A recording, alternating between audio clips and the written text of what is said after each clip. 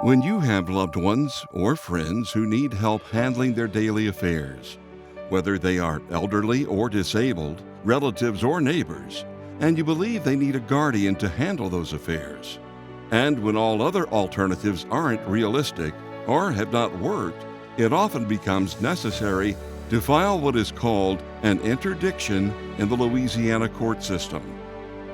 In Louisiana, the legal term for a guardianship of an adult is called an interdiction.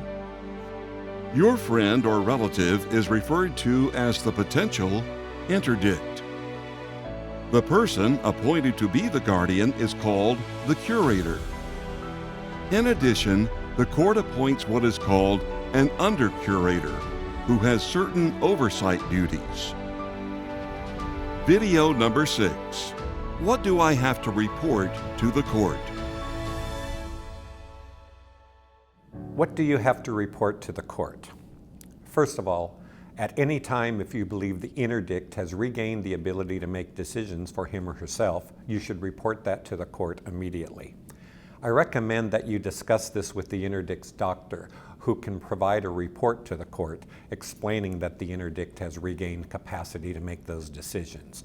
You will need that to proceed. At that point, you can ask the court to modify the judgment to either remove some of your decision-making duties and give them back to the interdict, or to vacate the judgment altogether so that the interdict can make all decisions for him or herself. After a year, or at any time the court orders it, you must file a report to the court explaining what has occurred with the interdict over the past year. You will file your annual report to the court at the clerk of court's office, and remember to give a copy to the under-curator. Consult your notebook for any significant events that have happened during the past year and include them in your report. You will find a link to an annual report in the materials attached to this section. I will highlight some of the materials you should include. When you write your annual report to the court, the first thing you want to do is list the period of time that it's for. Say, for example, January 1st through December 31st. Secondly, you want to list your current address and telephone number, especially if it's changed within the past year. You will need to list where the interdict is living, specifically the address, and what type of residence it is, whether it's a private home, an assisted living facility, or a nursing home or group home. And then please list how long the interdict has been living there.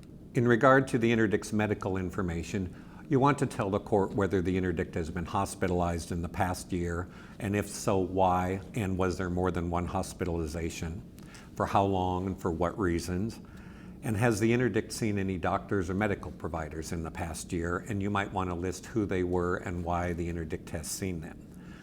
You want to talk about the general physical condition of the interdict over the past year, as well as the emotional condition. If there were any significant changes to the interdict's condition since your appointment as guardian, please tell the court. And whether or not the individual is participating in any rehabilitation, educational, or social programs. In regard to the interdict's financial information, you want to tell the court the current sources of income for the interdict and what those amounts are. If the interdict's income is going into a bank account, you want to list where that is going and attach the bank statements. If you, as the guardian, are receiving payment from any source on behalf of the interdict, please list that. You will want to list for the court the monthly expenses for the interdict, such as rent, utilities, food, things like that. You can find these in the bank statements and the receipts that you have. When you attach the bank statements to the annual report to the court, you can put notes on that explaining what the expenses are for the court.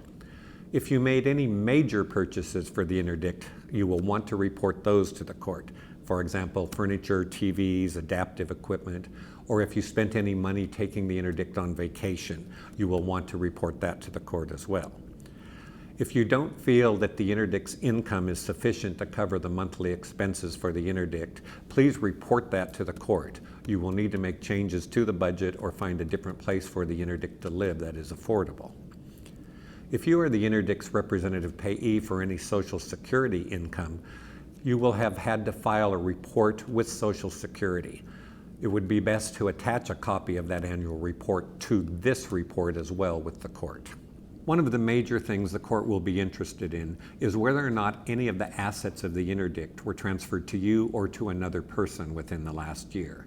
If that occurred, you want to specifically list those, why they were transferred, the amounts they were transferred for, and who they were transferred to. If you have receipts for those, please attach those to the report to the court. Also, out of the income you received for the past year, you should report how much you have saved for the interdict for future emergencies and where that money is saved. If you can think of anything the interdict needs and doesn't have, you will want to report that to the court also. You will be required to certify that your statements are true and correct and sign this report to the court. In addition, if the interdict passes away, you will have to file what is called a final report to the court and attach a copy of the death certificate to that so that the court is aware that you are no longer going to be the curator. I hope this has helped explain the things you need to report to the court.